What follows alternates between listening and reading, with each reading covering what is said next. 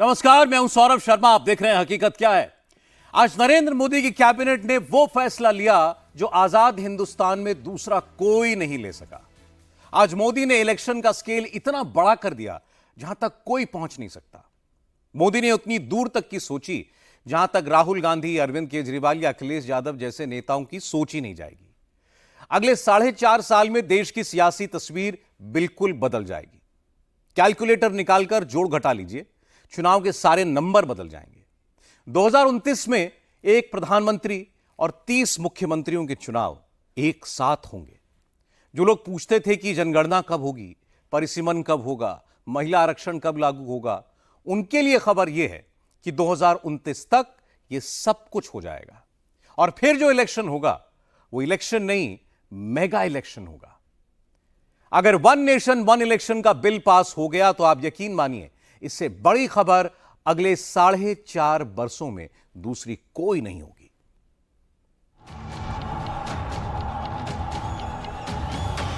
दो 2029 में दुनिया का सबसे बड़ा चुनाव होगा।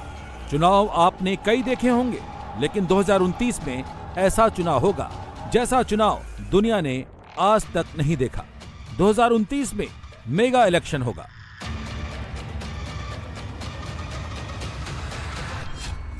पहली बार एक ऐसा चुनाव होगा जिसमें 100 करोड़ से ज्यादा वोटर एक बार में एक प्रधानमंत्री और 30 राज्यों के मुख्यमंत्री को चुनेंगे। नरेंद्र मोदी ने अपने एंटायर पॉलिटिकल करियर का सबसे बड़ा रिस्क लिया है। 2024 में 2029 का फैसला हो रहा है और मोदी ने सारी सरकार दांव पर लगा दी है।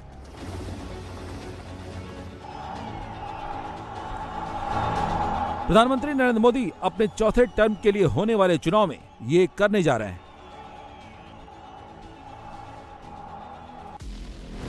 2029 में मोदी प्राइम मिनिस्टरशिप के चौथे टर्म के लिए चुनाव मैदान में होंगे। हिंदुस्तान में लगातार 4 चुनाव आज तक कोई प्रधानमंत्री नहीं जीत सका है। पंडित जवाहरलाल नेहरू 17 साल तक प्रधानमंत्री रहे, लेकिन लगातार 4 चुनाव वो भी नहीं जीते। इंदिरा गांधी 16 साल तक देश की प्रधानमंत्री रहीं, लेकिन लगातार 4 चुनाव में जीत उनको भी नहीं मिली। 1977 का चुनाव इंदिरा हार गई थी। जो काम पंडित जवाहरलाल नेहरू नहीं कर सके, जो इंदिरा गांधी नहीं कर सकी, नरेंद्र मोदी वो काम करने का रिस्क लेने जा रहे हैं। एनडीए सरकार की कैबिनेट ने आज सर्वसम्मति से अब इन रिकमेंडेशंस को एक्सेप्ट किया। ये प्रैक्टिकल नहीं है और ये चलने वाला नहीं है।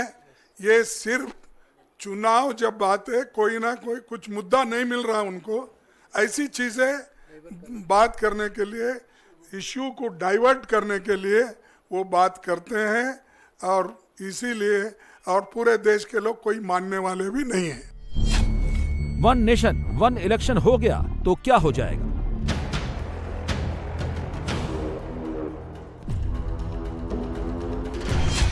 वन नेशन वन इलेक्शन क्या मोदी राज को परमानेंट कर देगा?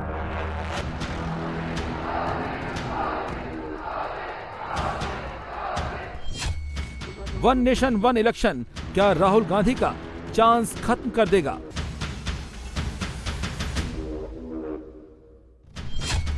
वन नेशन वन इलेक्शन क्या रीजनल पार्टियों को कमजोर कर देगा?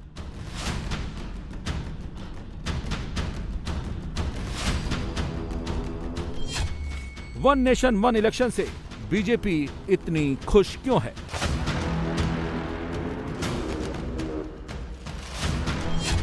और वन नेशन वन इलेक्शन से इंडिया अलायंस को किस बात की फिक्र है?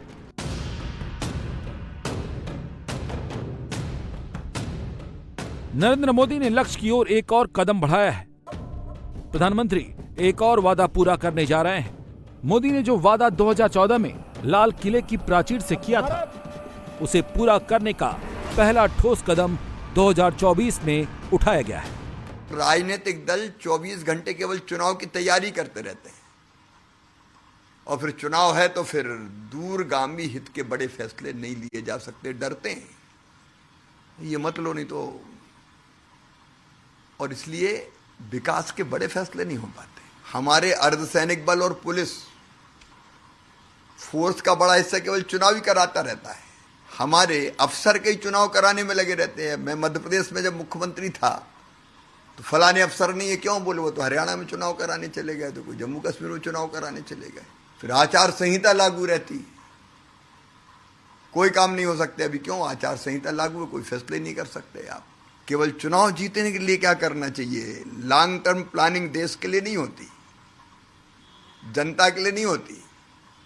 प्लानिंग हो जाती चुनाव जीतने के लिए क्या करना है। 4 जून 2024 को 400 की जगह 240 सीट आने पर विपक्ष के जो नेता मोदी का एजेंडा खत्म होने की भविष्यवाणियां करने लगे थे, उनको 440 वोल्ट का करंट लगा है। ये नहीं चलने वाला है। वन नेशन वन इलेक्शन के बारे में हाई पावर कमेटी की सिफारिशों को पूरा पढ़े बिना ही विरोधी पार्टियां इसे खारिज करने लगी हैं। हम तो उसको नहीं मानते, ये नहीं चलने वाला है। डेमोक्रेसी में ये डेमोक्रेसी को टिकाना है तो जब जब चाहिए तब इलेक्शन करना पड़ेगा। खड़गे वही हैं जो देश को कहा था कि अगर 20 सीट और आ जाती तो मोदी सहित सबको जेल भेज देता। ये देश के विकास के लिए जरूरी है वन नेशन वन इलेक्शन। देश के लॉ एंड ऑर्डर के लिए जरूरी है, क्योंकि 2-3 महीने सारे फोर्स वहां लग जाते हैं। ये देश के प्रगति के लिए जरूरी है। और 1967 के पहले तो खड़गे बताएं ना, राहुल बताएं कि एक देश एक इलेक्शन होता था कि नहीं होता था। ये अभी 4 राज्यों के चुनाव होने थे। ये 4 राज्यों के चुनाव एक साथ कराने में असमर्थ थे। इन्होंने सिर्फ हरियाणा का और जम्मू कश्मीर के चुनाव कराए और 2 राज्य झारखंड के और महाराष्ट्र के इन्होंने चुनाव ही नहीं कराए। तो मेरा ये सबमिशन है कि जब ये 4 राज्यों के चुनाव एक साथ नहीं करा पा रहे, वन नेशन वन इलेक्शन कैसे कराएंगे? इसको भी छोड़िए, हम ये कह रहे हैं कि दिल्ली का चुनाव आप महाराष्ट्र और झारखंड के साथ करा दीजिए। उसमें भी ये कराने तैयार नहीं है, कह रहे हैं कि हम 3 इलेक्शन एक साथ नहीं करा। आप 3 इलेक्शन 4 इलेक्शन तो एक साथ करा नहीं पा रहे हो, पूरे देश में कैसे कराओगे? हाँ, ये सच है कि नरेंद्र मोदी के पास अपनी पार्टी का पूरा बहुमत नहीं है। ये भी सच है मोदी को सरकार चलाने के लिए भी सहयोगी पार्टियों पर डिपेंड रहना पड़ रहा है। लेकिन सरकार के लिए 240 बस एक नंबर है, 400 नहीं है तो क्या हुआ? नरेंद्र मोदी अपना वादा पूरा करने जा रहे हैं। इसका इम्प्लीमेंटेशन 2 फेजेस में होगा, जैसा कि कमेटी के रिकमेंडेशंस में है। फर्स्ट फेज में लोकसभा और असेंबलीज के इलेक्शंस को साइमल्टेनियस कराने का प्रयास होगा, और उसके सेकंड फेज में लोकल बॉडी इलेक्शन से, जो है ग्राम पंचायत, जिला पंचायत, ब्लॉक में पंचायत समिति और जितने भी अर्बन लोकल बॉडीज हैं, चाहे म्यूनिसिपैलिटीज हो, चाहे म्यूनिसिपल कमिटीज हो, चाहे म्यूनिसिपल कॉरपोरेशन हो, उन सब के लोकल बॉडी इलेक्शंस को with in 100 days of general elections में करवाना, जिससे कि एक बार में सारे इलेक्शन का प्रोसेस कंप्लीट हो और फिर 5 साल तक सब के सब मेहनत करके देश के निर्माण में लगे। कैबिनेट ने पूर्व राष्ट्रपति रामनाथ कोविंद की अध्यक्षता वाली हाई पावर कमेटी की सिफारिशों को मंजूर तो कर लिया, लेकिन ये वन नेशन वन इलेक्शन होगा कैसे? हरियाणा और जम्मू कश्मीर के चुनाव ऑलरेडी अनाउंस हो चुके हैं। महाराष्ट्र चुनाव का क्या होगा? इसी साल होने वाले झारखंड विधानसभा चुनाव का क्या होगा? अगले साल दिल्ली विधानसभा के चुनाव कैसे होंगे? बिहार विधानसभा का चुनाव कैसे होगा? और 2027 के यूपी विधानसभा चुनाव का क्या होगा? वन नेशन वन इलेक्शन संभव है या असंभव है? मोदी का ड्रीम मिशन पॉसिबल है या इम्पॉसिबल है? बीजेपी के लोग कह रहे हैं मोदी हैं तो मुमकिन है, विरोधी कह रहे हैं वन नेशन वन इलेक्शन नामुमकिन है। जम्मू कश्मीर और हरियाणा में तो भाजपा निश्चित तौर पर हार रही है, लेकिन उसके बाद महाराष्ट्र, झारखंड में भी उनकी हार है। तो भाजपा में ये रियलाइजेशन बड़ी तेजी से बढ़ रहा था कि आने वाले 9 राज्यों में जो चुनाव होने जा रहे हैं उनमें उनको हार दिखाई दे रही थी, और 3-4 स्टेट हारने का अर्थ होता कि जो उनका कोलिशन गवर्नमेंट है वो कोलैप्स कर जाती सेंटर में। तो भाजपा ने ध्यान हटाने के लिए, पॉलिटिकल नैरेटिव को बदलने के लिए और इस समय ये गिमिक किया है, मगर ये गिमिक है, ये कुछ नहीं है। ऐसा करने के लिए भी कम से कम 6-7 संवैधानिक संशोधनों की आवश्यकता पड़ेगी, और इस समय न लोकसभा में न राज्यसभा में अपने बलबूते पर भाजपा ये इस तरीके के संशोधन कराने की स्थिति में नहीं। तो नरेंद्र मोदी का पूरा गेम प्लान यही है कि नेशनल पार्टीज रहें और दूसरे तमाम रीजनल पार्टीज, छोटे पार्टीज हमेशा के लिए खत्म हो जाएं। आप देखिए कि अगर नेशनल इलेक्शन होगा तो मुद्दा नेशनल होगा, रीजनल इलेक्शन होगा असेंबली का, विधानसभा का, तो रीजनल मुद्दा होगा। नरेंद्र मोदी ये चाहते हैं कि रीजनल मुद्दा कभी बने ही नहीं। इलेक्शन होगा, अगर हैदराबाद पार्लियामेंट का इलेक्शन होगा तो जाहिर है दिल्ली में जो भी जीत कर जाएगा क्या करेगा। असेंबली का तेलंगाना का इलेक्शन होगा तो भाई आप किसान को क्या देने वाले हैं, हाँ, आप कितने सोशल वेलफेयर के स्कूल्स खोलने वाले हैं, आप हैदराबाद के डेवलपमेंट के लिए क्या करेंगे। तो बीजेपी यही चाहती है कि ये वन नेशन वन इलेक्शन करवाकर रीजनल पार्टीज को कमजोर करके रख दिया जाए। और ये बार बार इनका आर्गुमेंट है कि नहीं, हर थोड़े दिन का इलेक्शन हो रहा है, हर थोड़े महीने के बाद इलेक्शन होना, ये भारत के गरीबों का फायदा है। इसमें फायदा क्यों है बता रहा हूं मैं आपको। जब कभी भी चुनाव होता है नरेंद्र मोदी पीछे हटते हैं, जनता के हित में कोई ना कोई फैसला लेना पड़ता है उनको, चाहे पेट्रोल की कीमतें कम हो जाती हैं, कुछ ना कुछ उनको किसानों को देना पड़ता है, तो ये इलेक्शन होना जरूरी है। वन नेशन वन इलेक्शन के बारे में मोटी मोटी बातें जान लीजिए। 2029 तक कोई चुनाव रुकने नहीं जा रहा है। विधानसभाओं के चुनाव शेड्यूल से होते रहेंगे। महाराष्ट्र विधानसभा चुनाव समय से होगा, झारखंड विधानसभा चुनाव भी समय से होगा, बिहार और दिल्ली के चुनाव भी समय से होंगे, 2027 के यूपी चुनाव भी समय से होंगे। लेकिन 2029 तक होने वाले चुनाव में एक खास बात होगी, वो ये कि विधानसभाओं का कार्यकाल अलग होगा। यानी बिहार विधानसभा का अगला कार्यकाल 5 साल की जगह 3.5 साल का होगा। यूपी विधानसभा का अगला कार्यकाल 5 साल की जगह 2.5 साल का ही होगा। ये कैसे होगा, आपको विस्तार से बताते हैं। वन नेशन वन इलेक्शन पर सरकार ने पूर्व राष्ट्रपति रामनाथ कोविंद की अध्यक्षता में कमेटी बनाई थी। कोविंद कमेटी ने 4 मार्च 2024 को राष्ट्रपति द्रौपदी मुर्मू को 18,626 पन्नों की रिपोर्ट सौंपी। कोविंद कमेटी ने रिपोर्ट देने से पहले 7 देशों की चुनाव प्रक्रिया का गहन अध्ययन किया। Sweden, Belgium, Germany, Japan, Indonesia, Philippines और दक्षिण अफ्रीका में नेशनल और स्टेट इलेक्शन साथ साथ होते हैं। कोविंद कमेटी ने सबकी रिपोर्ट देखी। दक्षिण अफ्रीका में नेशनल असेंबली में प्रोविंशियल लेजिस्लेचर दोनों के चुनाव एक साथ होते हैं, लेकिन स्थानीय निकायों के चुनाव अलग होते हैं। स्वीडन में वोटर संसद रिक्सडैग के लिए वोट डालते हैं। राजनीतिक दलों को उन्हीं वोटों के अनुपात में विधानसभाओं में सीटें मिल जाती हैं। इंडोनेशिया में एक साथ एक ही दिन राष्ट्रपति, उपराष्ट्रपति, संसद सदस्य और नगर निगम के सदस्यों का चुनाव होता है। अब आपको बताते हैं हिंदुस्तान में वन नेशन वन इलेक्शन कैसे होगा। अभी मोदी कैबिनेट ने रामनाथ कोविंद कमेटी की सिफारिशों को मंजूर किया है।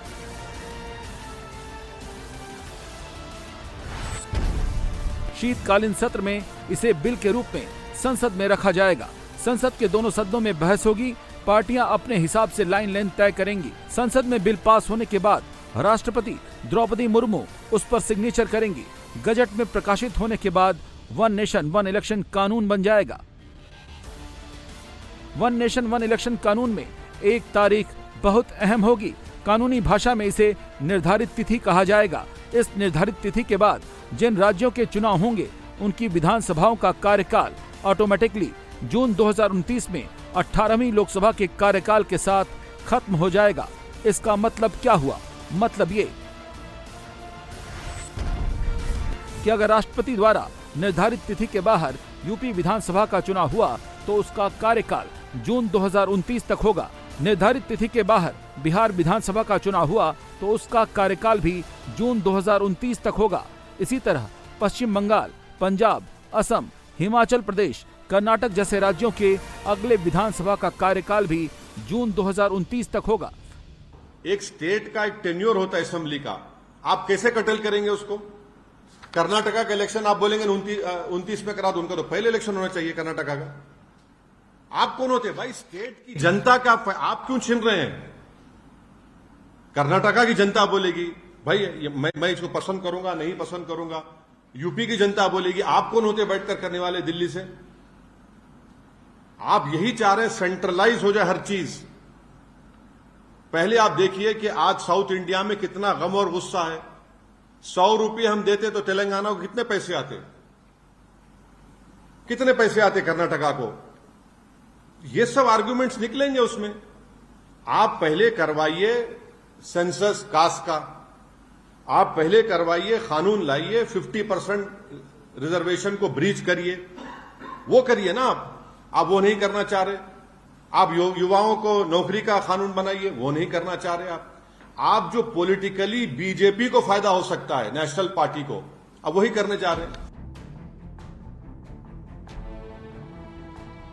वन नेशन वन इलेक्शन का विरोध कर रही पार्टियों और नेताओं की एक बात में तो दम है।